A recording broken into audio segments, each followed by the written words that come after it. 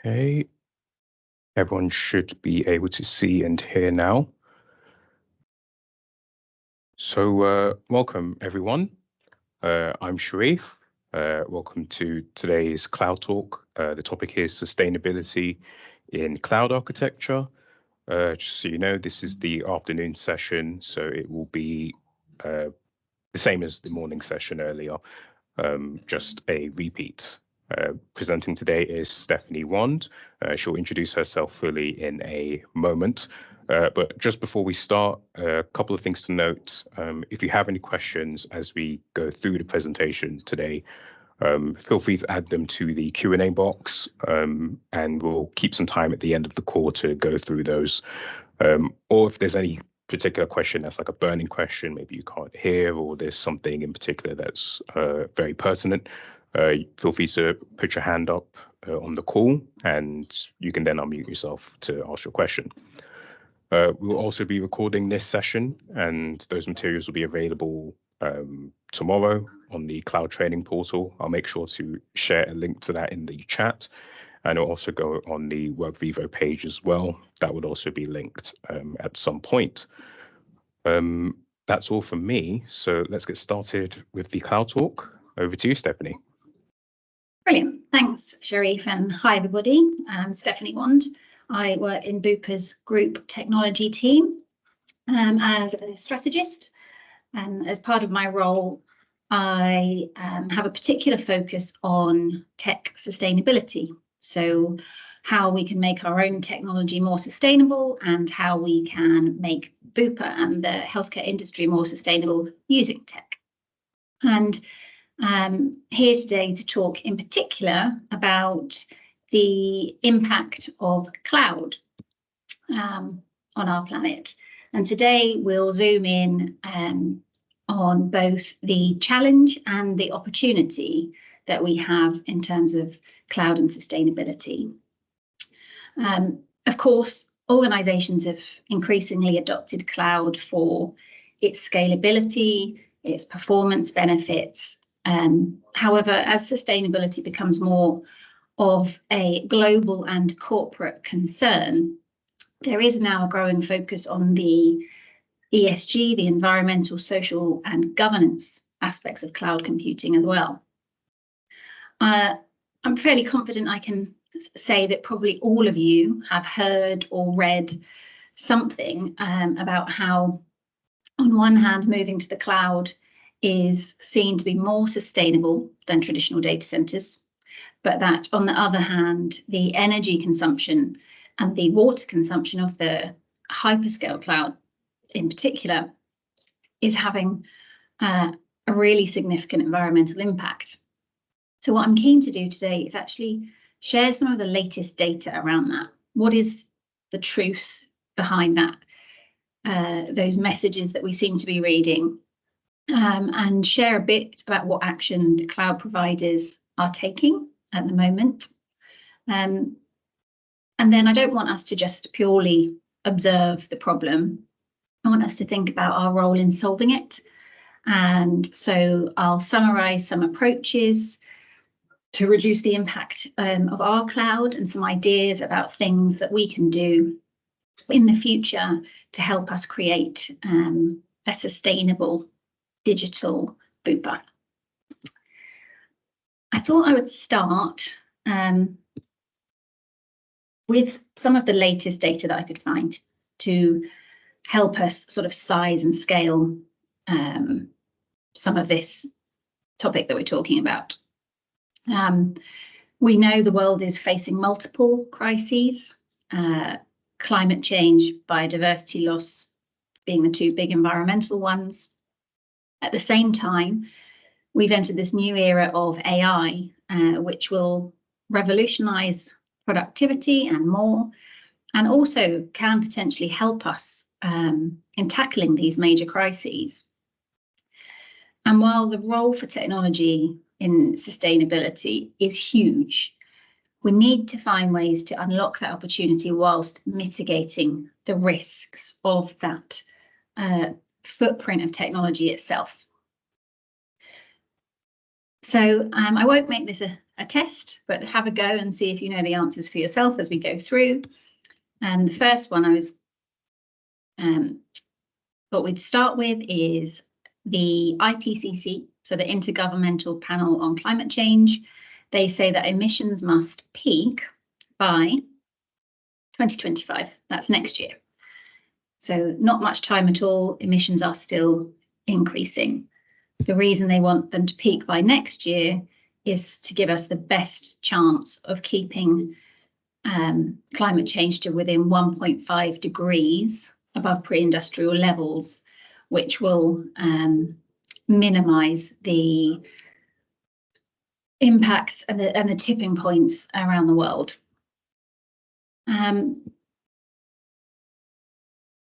Past that, not just peaking, we then need to cut global emissions by 2030, so just 6 years away, by 43%.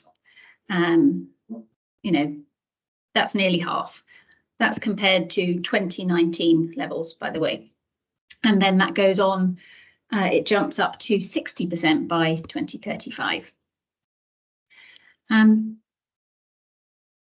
Oh, I've gone one step ahead. One of the numbers that Bill Gates says is one of the 2 numbers that you need to know is this 51 billion tonnes, which is how many tonnes of greenhouse gases are emitted annually across the world.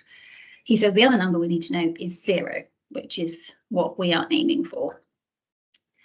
But if that's how many tonnes are emitted across the globe, what percentage of that can be attributed to technology?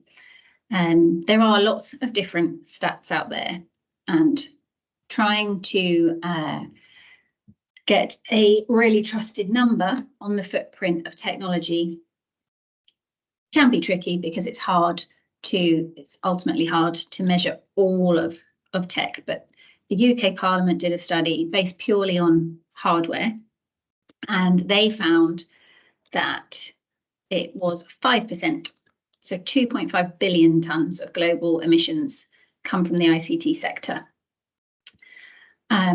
If that was in 2020, you can imagine things have moved on and are moving on fast in a world of AI, metaverse, cryptocurrency, etc.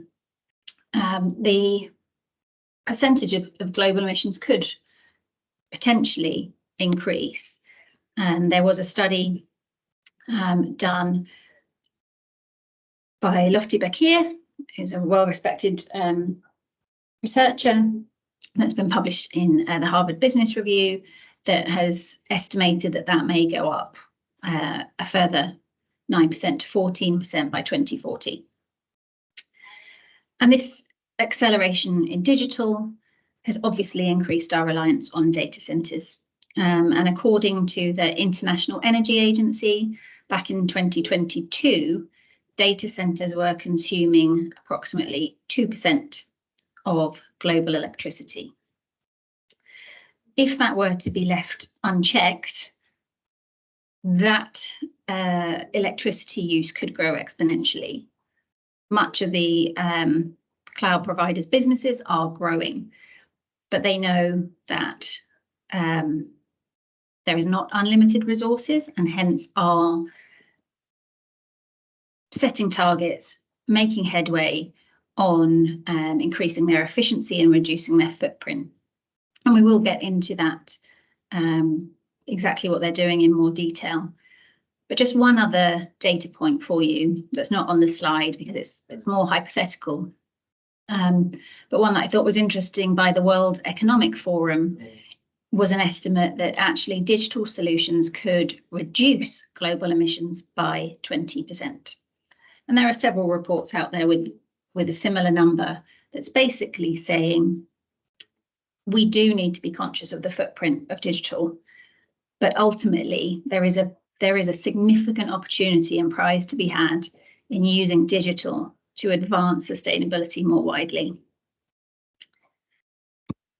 But back to the question for today, and starting to focus in on cloud.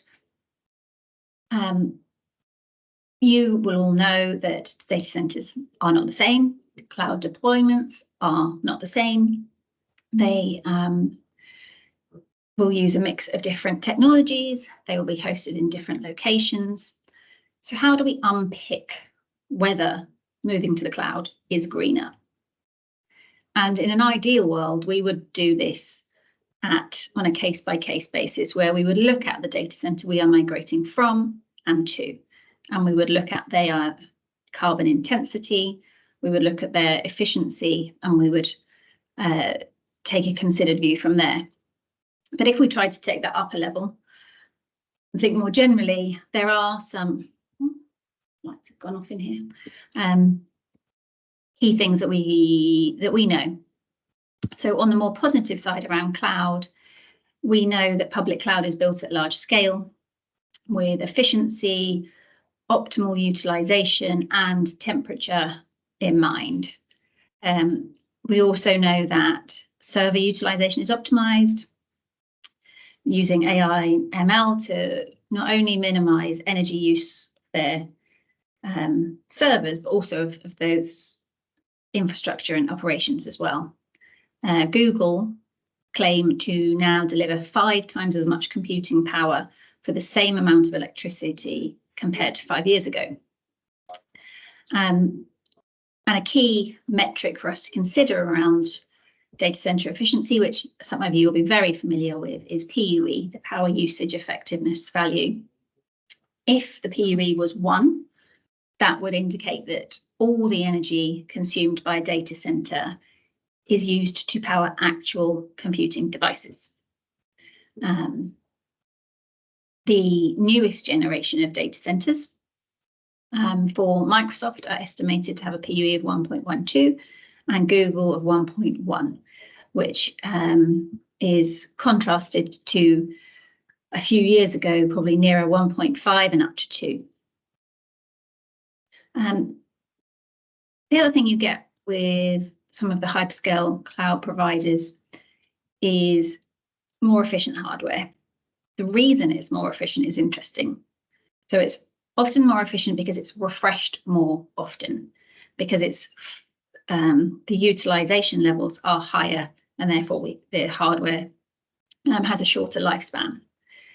So more modern hardware tends to be more efficient. We're making gains in efficiency of hardware all the time.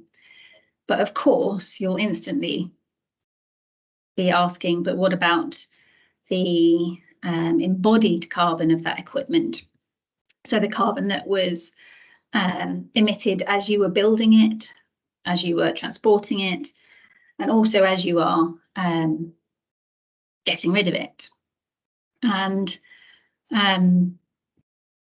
that is something that's really important for us with our own devices to think about.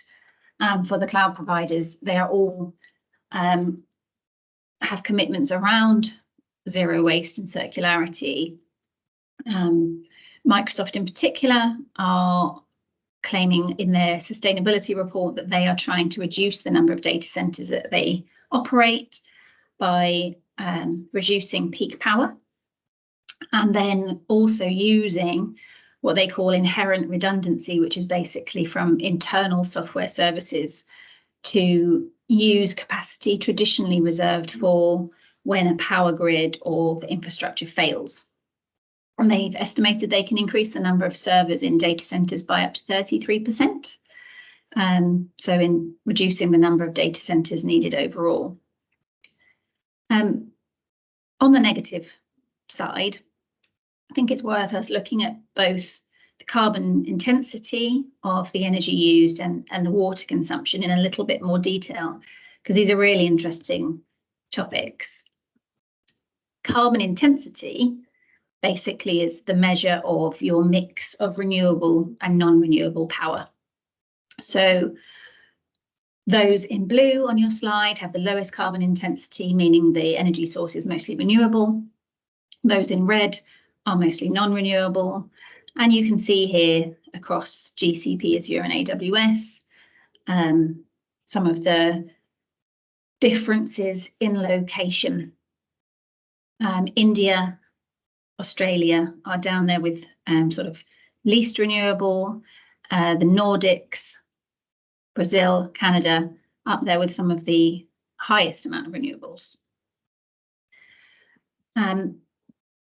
What I think is important to sort of understand around this carbon intensity is that the cloud providers, when they report their emissions, it's particularly around their scope 2 emissions, which is their electricity purchased.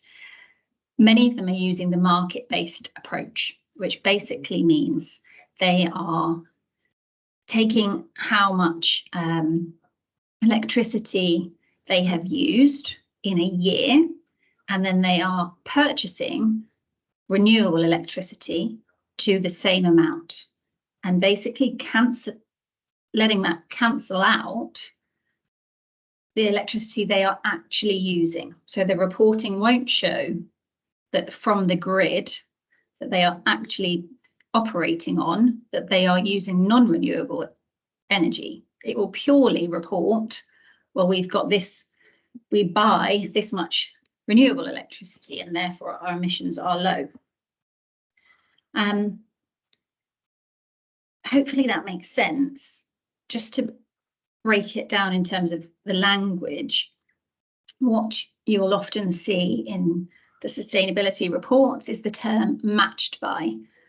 And that's what I was just referring to in terms of the data centre stays on the local grid, but purchases renewable energy that matches the carbon emitting electricity that they consume. And they match that with renewable energy certificates, RECs, you may have heard of them. They do come in different forms. Unbundled RECs do not result in any new renewable power being created. It's more of a financial transaction. Power purchase agreements, however, they do result in new renewable energy being created. That's because they are typically funding for a plant that needs that agreement in place in order for them to have the financing it needs to move ahead, because it then has a guaranteed buyer for its product for 10 to 20 years. There's also a new type of REC, which is called a peace REC, a PREC, which is more on the social side of ESG. And basically it generates, credits through local projects in countries that are in an area of high risk of either conflict or vulnerable to climate change, where they have low levels of electrification, and they specifically invest in renewable projects in those areas.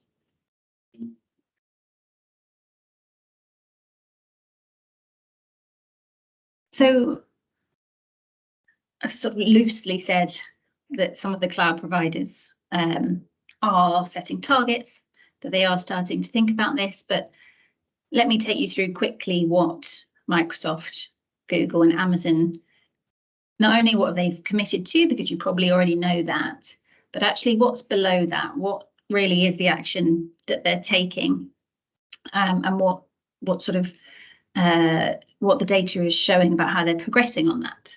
So if we start with Microsoft, you're probably well aware that they've committed to being carbon negative, water positive and zero waste by 2030.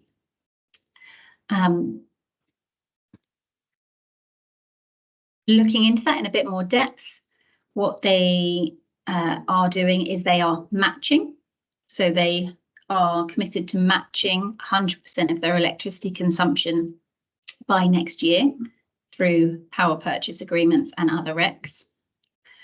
They are signed up to the Science Based Targets Initiative, committed to a 1.5 degree increase, which is something that Bupa looks for in its suppliers now. That's what we want to see our suppliers having signed up to.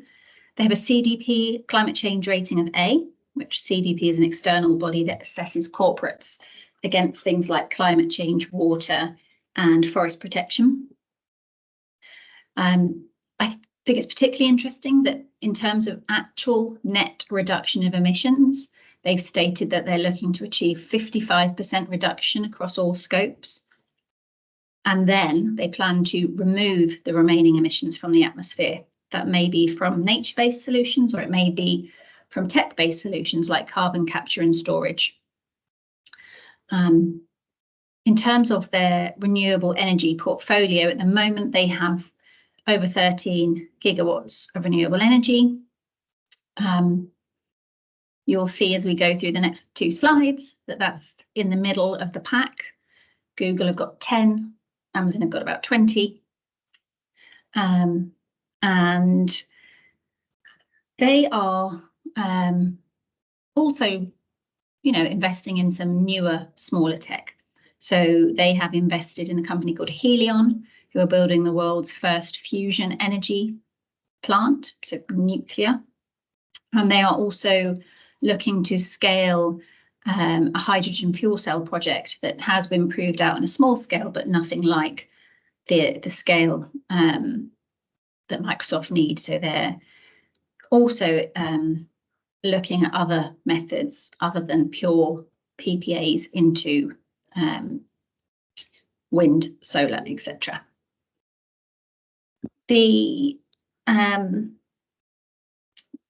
Just making sure we go to the next slide.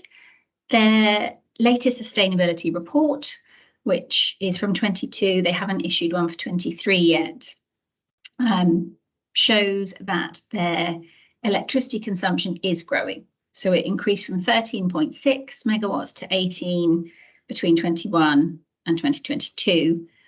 You can see it's nearly matched by credits and PPAs.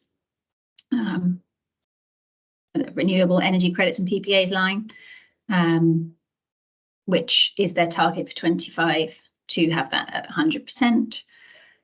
You can also see their increase in water consumption. So a pretty huge jump, 34% from 21 to 2022. But I will come on to water consumption. But first, let's just look at Google and Amazon in comparison. So in 2022, Google matched 100% of its global annual electricity with purchases of renewable energy. They have the 10 gigawatts, as I mentioned. They have actually, however, set a very unique target, which is, in their own words, a moonshot to have 24/7 carbon-free energy on every grid where they operate by 2030. And that is not a simple task. It is much more technically challenging than purely matching your energy use with purchases. There's no company of their size that has done this before, so there's no playbook to go from. But really, they're seeing it as part of a movement to really help scale new global solutions, working with the utility providers, working with the governments, working with others to explore how best to do this and really pave the way for how this can be done.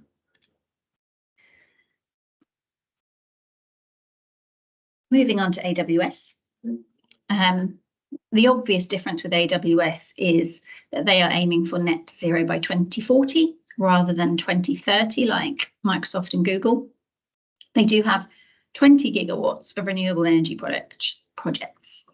In 2022, they bought 8 gigawatts, which made them the largest purchaser of renewable energy in the world that year. There is still limited visibility of how much of these purchases are PPAs versus unbundled RECs. It's a complaint sometimes made against Amazon that they have slightly less transparency And that potentially was reiterated when recently they had their commitment to the Science Based Targets initiative removed. So they had committed to setting science-based targets via the SBTi, but they did not do that and have them validated within the 2-year timeframe that the SBTi allows. So they have now been marked as commitment removed, which hopefully is not something that we start to see lots of companies having that same status. So that gives you a very quick view of the 3 major hyperscale cloud providers. To be honest with you, there is so much data in their sustainability report. If that's got you thinking and asking questions, do go and have a look, because there is lots of data that's really interesting in those reports to spend an evening digesting. But I said we'd talk about water consumption because heat is the waste product of computation. Too much heat, as you'll know, can interrupt the functioning of the servers, and so they need to be kept cool. Traditionally, they relied on air conditioning, but this consumes lots of electricity. So there's been a movement towards water cooling to try and actually reduce the carbon footprint or the electricity use, but that does come at a cost in terms of the level of water consumption.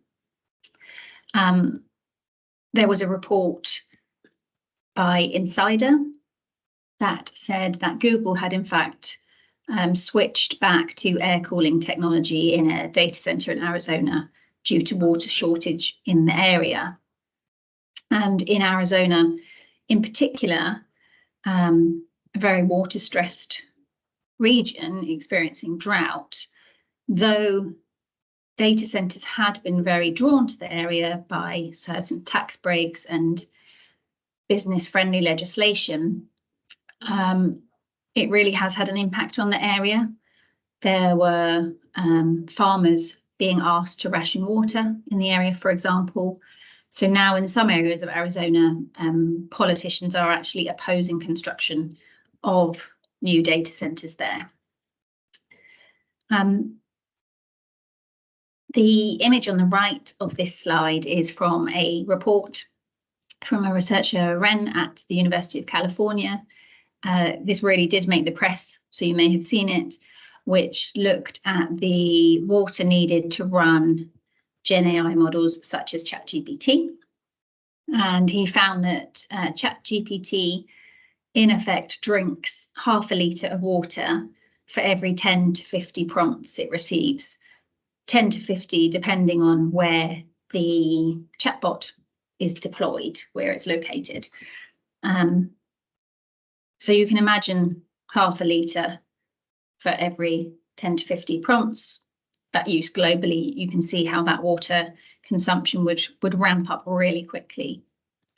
But as I say, the water consumption very much is about the location. While Microsoft were training ChatGPT 4, they did it in Iowa, which is a relatively efficient place to train AI systems, because Iowa's weather is cool enough for most of the year to use outside air. However, I suppose the lesson for us all is that in developing AI models, in particular in training them, then we should think about hosting and scheduling workloads in non-water stressed areas, because in terms of the training, there's no difference at all. But in terms of the water consumption, there can be a really significant difference. Oh my gosh, sorry. I think I nearly shared a completely different screen. Sorry. So to summarize the sort of what the hyperscale cloud providers are doing, yes, they are starting to make strides against their goals. They are improving efficiency We know that cloud native technologies, be it containers or Kubernetes and others, consume less energy than virtual machines. And we know they're investing more in renewable energy. However, they do still face a challenge. One, because their market-based emissions reporting is sometimes criticised because it's based on the electricity they purchased rather than the electricity they're actually consuming from the grids where they're operating. And also they have increased consumption in energy and in water that they need to tackle. That much of that is attributed to the training of AI models, and for them to now actually meet their net zero targets is becoming increasingly more challenging. But let's have a think about what some of the opportunities are and what's the positive side here. Yes, we know that we can't draw from unlimited resources. There are limited resources in the world, and therefore we need everybody, be it business or government, to be thinking about both people and planet and solutions that lie at the sweet spot of both of those. For us in the technology teams, or those working with technology in the business, we need to be thinking about how we reduce the footprint of our own technology. And also, as I mentioned at the start, how we can reduce the footprint of Bupa wider organisation and of healthcare more widely through digitalisation. And we have started on this journey. We did include sustainability in our tech strategic framework back when it was launched in 2021. We embedded sustainability within the priorities in there, and we set ourselves a KPI to have 60% of our tech spend with suppliers who have net zero ambitions as ambitious or more ambitious than our own. And at the end of 23, we had hit 64%.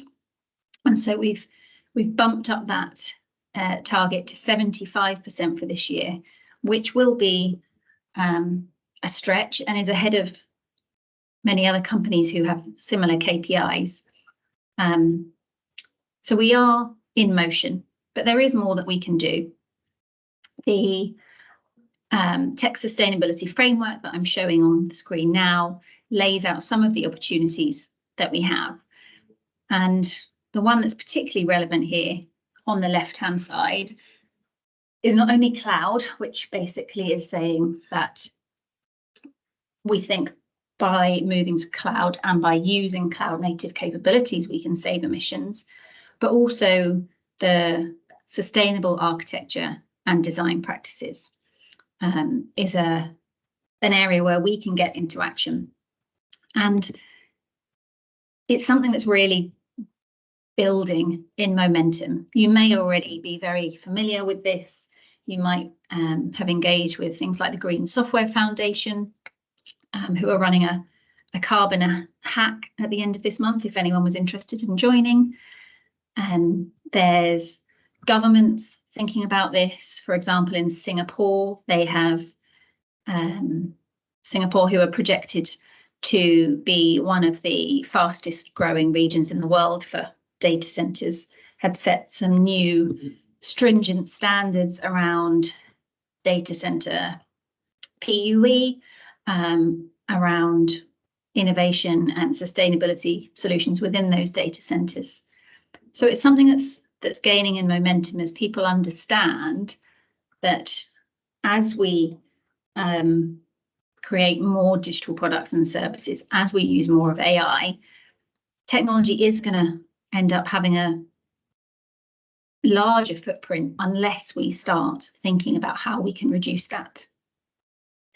And there are quite a few different principles out there.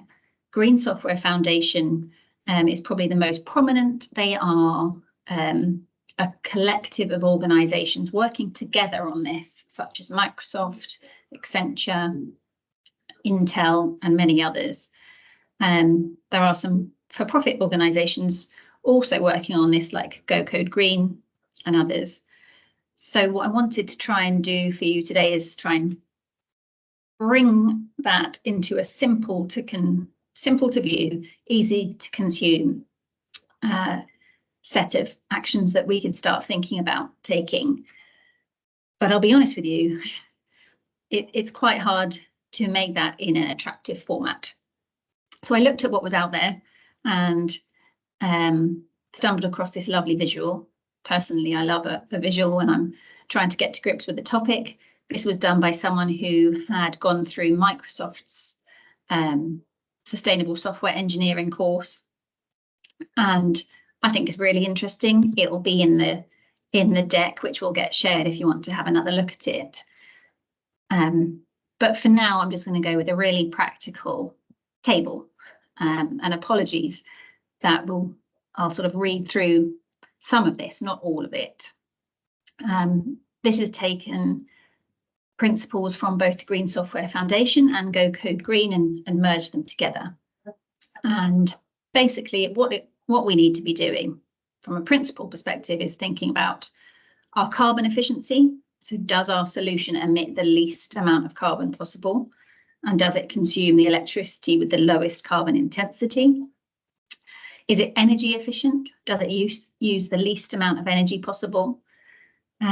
Is the data and AI efficient in terms of the quantity of data being used, being stored, being transferred, and hardware efficiency? So are we using the least amount of embodied carbon possible? Are we thinking about our circularity of our hardware? So that's the high level things that we need to be thinking about. But what can we actually start doing? And there are some techniques and some examples within those techniques there for you. So in terms of sustainable software engineering, you might consider things like eliminating idle resources. So you might be monitoring and then shutting down unused capacity. I've heard lots of good examples about people moving from 24/7 service to having things such as test environments shut down over weekends. You could remove unused features. You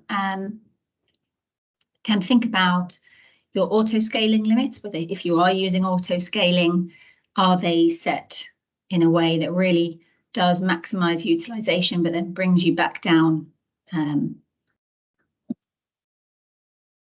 pretty much as soon as possible? Can you eliminate redundancies in your code? I think years ago there were strict limits on sort of code length. That doesn't exist anymore, and therefore there can be, especially where we're reusing code, a lot of redundant code that could be removed. And also we can think about what is the most efficient coding language to be using. Another example which is really interesting is around demand shifting. You guys may already do this for other reasons, but we can think about moving workloads to regions where the renewable energy supply is higher. Or we can also think about that from a scheduling perspective and scheduling our workload for when the power from the grid we're operating from is at its cleanest. And there's been some great work by a couple of grads in BG UK who took part in the Sustainable IT Hackathon last year. They've come up with a prototype around this scheduling tasks using an API that informs us of what power is coming from the grid at what time. I think Ryan Gadimi and Faranak Madda would be great people to speak to if you're interested in that and have potential use cases for it. Other techniques are sort of at a higher level using cloud native capabilities. So in our cloud migration, are we considering where possible, perhaps we don't lift and shift and we transform?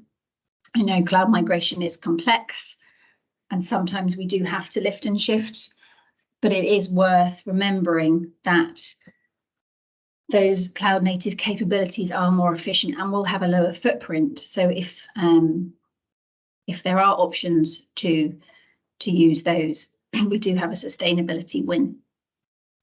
There are other tools and methods such as low code, no code, and reuse is a big one. So where can we be reusing components? This may apply more in the AI model space, but where can we reuse components instead of building things multiple times? So that's the kind of carbon efficiency and energy efficiency principles and examples. The one that I think really gets people particularly interested is when we start to think about data and AI. And yes, there are some numbers starting to come out around the footprint of AI. I think there was a paper from the University of Massachusetts where they had assessed that training some common large language models was the equivalent to as much CO2 emissions as 5 cars for their lifetime, which was about 626,000 pounds of CO2. We also know that at its simplest level that the GPUs that AI infrastructure use are about 4 times more power dense as CPUs. And not only does that take more energy, it also creates more heat and therefore requires more water. But to be honest with you, while we're starting to get some bits of data around the environmental impact of AI, there's not yet any particular framework or tools out there that allow us to think about upfront before we build our AI models. Right, so if I'm going to build it in this way, train it on this size data set, etc., this is my environmental footprint.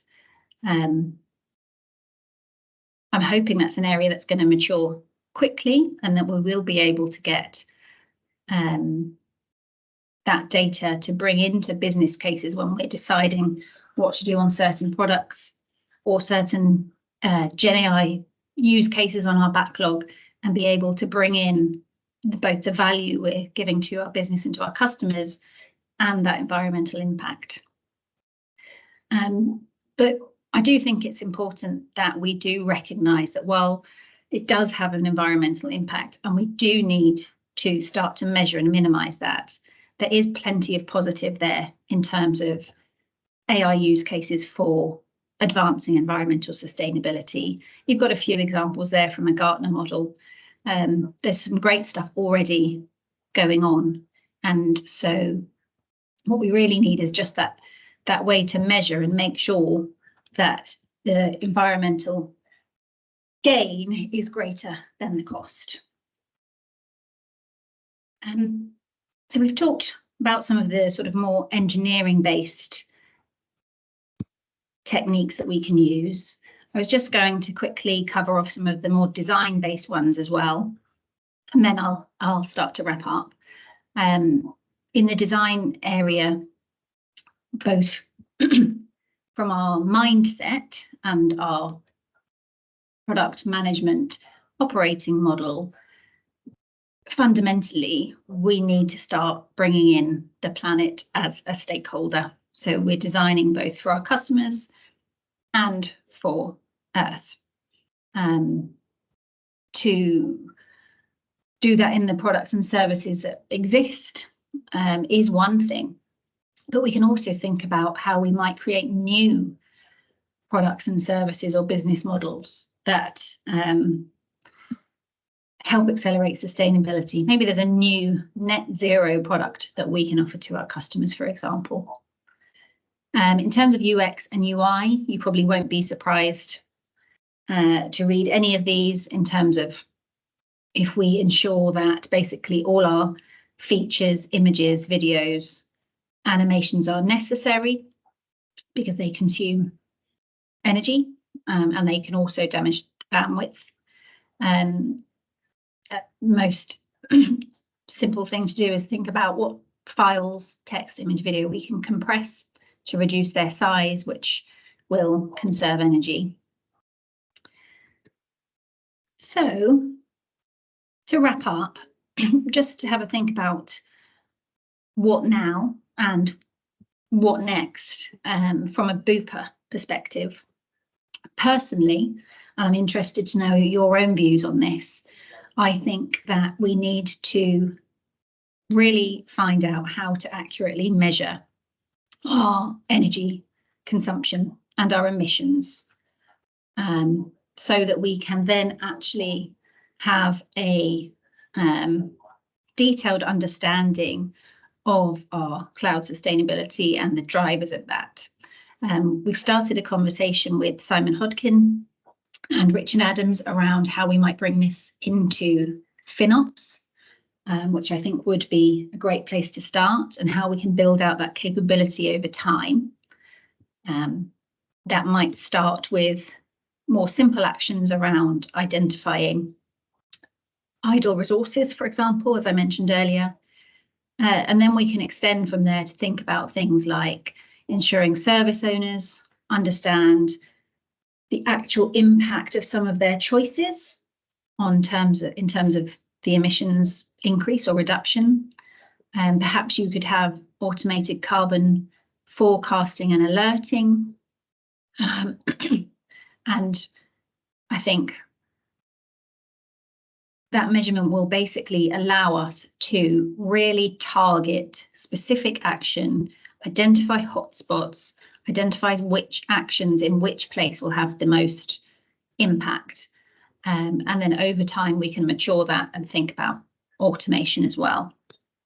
I'm particularly keen that this feels like it's embedded within the technology team, within our practices. I don't think it's going to work that well if it feels like a separate thing, a separate place you have to go to think about sustainability, the way that we use DevOps these days. There is now a term called DevSusOps, and I think there's something for us to do next around thinking about how we start to embed sustainability within our practices. I'll leave it there just to let you know in the pack there are some resources for you. I know a lot of people work on Azure, so there's some of the architectural resources that you might be familiar with in the WAF, but there's a good sustainability section in there now. And then there's some other reports and interesting articles for you there also. But for today, thank you very much for your time, and I'll hand back to Sharif. Thank you, Stephanie. So we've allotted some time here for questions, if anybody had any off the back of that presentation.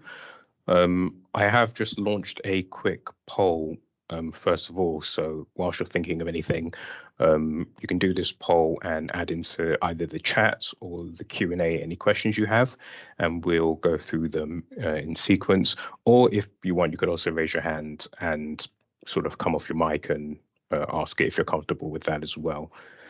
So I think, let's see here.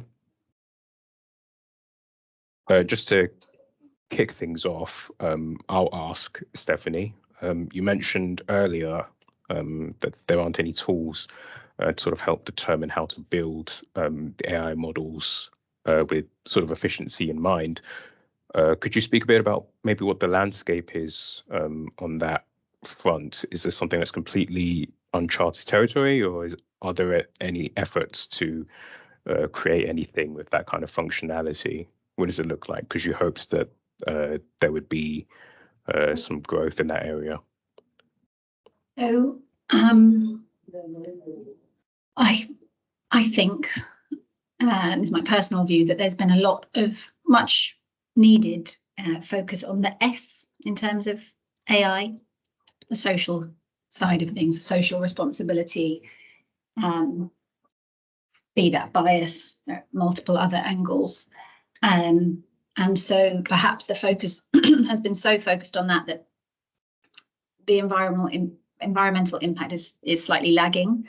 I know that there is appetite. I've spoken to many of the big consultancies. I've spoken to Go Code Green earlier today. I think there's appetite to at least pull together a framework that would allow you to say, right, so I'm going to build this kind of model, this kind of data set, and that roughly is likely to have this environmental impact, and here are some of the key things that I could, levers that I could play with to either reduce that environmental impact. We've talked about perhaps finding particular components of AI models that we know will be much reused, and starting there, getting some measurement done on those. So at least then people can have the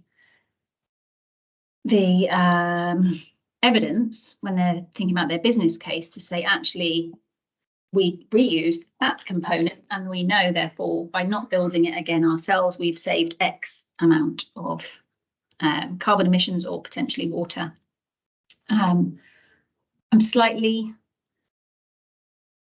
chomping at the bit for someone to really create something to make this easy, and I can't see that being around the corner, but there's no one sort of saying it's coming. So for now, I think we might have to use the framework, some limited pieces of measurement, before we can really have something, very quick and easy to use to bring into our business cases for use of AI. Okay, thank you. Does anyone else have a question?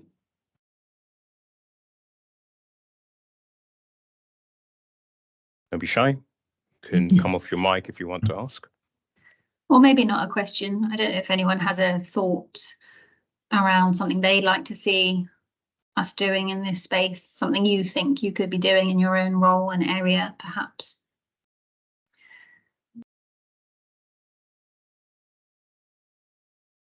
And if not immediately obvious to you, if those come up over the next days, weeks, months, and you think there's something in it that could be useful for us to think of more widely across technology, then please do reach out to me. I'm really keen to get as much into action as we can. Yeah, just to update, I've shared into the chat the link to the cloud training portal. So that's where the links to the recordings will be placed. You can also request access to Confluence via that PDF that I've also shared. So that's where the resources will be deposited after this call. If you look in chat there. Pauline, got your hand up?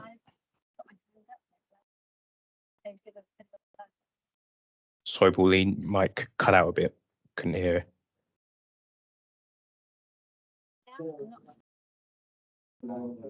No, sorry, Pauline.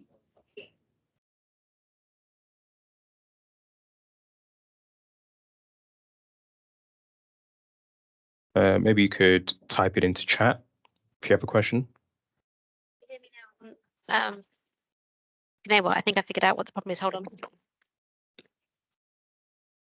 Can you hear me now? Yes.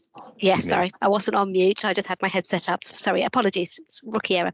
I'm just going to give a bit of a plug for the Cloud Roadshow as well for those listening. So Stephanie, I believe you're joining us on the Cloud Roadshow to recap some of this. So actually, if anyone is, I'm sure hopefully Sharif will give more details again. But just to remind people that Stephanie will be at the Cloud Roadshows that are coming up. So I know Stephanie, I think I'll possibly be picking up some subjects with you on the days, but that would be a great opportunity as well if people have a chance to think about things over the next couple of weeks. Maybe bring some good questions to the Cloud Roadshow, or just pick it up with Stephanie there. Yeah, that's right. That is also another avenue that you can go through. We have a question here from Stefan. As we've discussed it previously, it would be great to have carbon tables that enable us to provide these costs or reductions alongside financial costs when designing architectural solutions. That's more of a statement there. Yes, absolutely. I think we have very limited data measurement at the moment, which unfortunately means we can't really plug in the environmental side into our design, into our business case, and therefore it tends to become very focused on cost, performance. I am exploring different avenues for how for options for us to get that data and how to make it accessible, starting with that FinOps conversation that we talked about, and exploring other potential assessment options as well. There's a second question there. Yeah, and that's a great point. On the efficient coding languages, I will pop a link in the chat now, which gives you the overview of how they stack up. Okay. Well, unless there's any other questions, you can either drop it in now, but if not, I think we can leave it off there. All the links have been posted in chat, and I think Stephanie will also post that link into chat as well. There's also, like Pauline called out, at the road shows going forward, Stephanie will also be in attendance for some, and you'll be able to bring any questions or any thoughts you have to those as well, so you can get involved sort of in person in those events. Outside of that, thank you very much, Stephanie, for the presentation, and thank you everyone else for attending. Enjoy the rest of your afternoon, and we'll leave it there. Okay, thank you. Right. Bye-bye.